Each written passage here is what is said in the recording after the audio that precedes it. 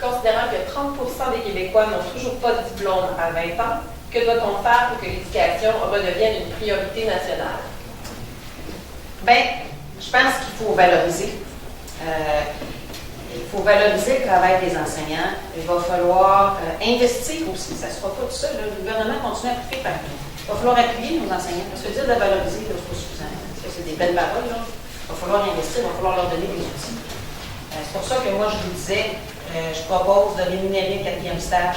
Je propose d'investir pour 50 millions pour avoir des spécialistes au primaire, secondaire, des orthopédagogues, orthophonistes, parce que c'est en intervenant tôt qu'on prévient les problèmes et qu'on permet la réussite scolaire. Les CPE aussi, c'est très, très important parce que c'est à partir de là qu'on aide nos jeunes. Donc, et moi, je pense que ça va aussi passer par la formation professionnelle. C'est pas tout le monde qui veut aller à l'université. C'est pas tout le monde que ça intéresse.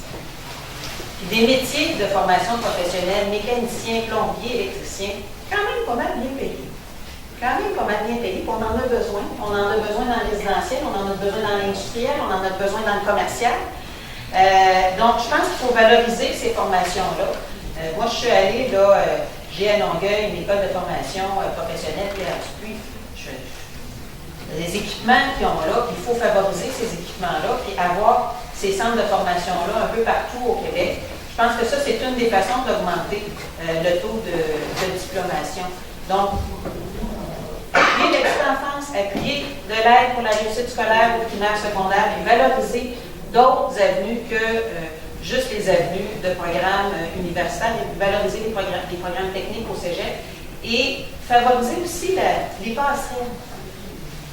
Et ça, on s'est déjà amélioré, mais je pense qu'il y a encore de l'amélioration à faire. La passerelle entre la formation professionnelle du secondaire et la formation technique du cégep. La passerelle entre la formation technique du cégep et la formation universitaire. Parce que des fois, les jeunes, moi j'en ai 2 à la maison, mon gars a 18 ans, ma fille a 15. C'est pas toujours facile de choisir ton métier.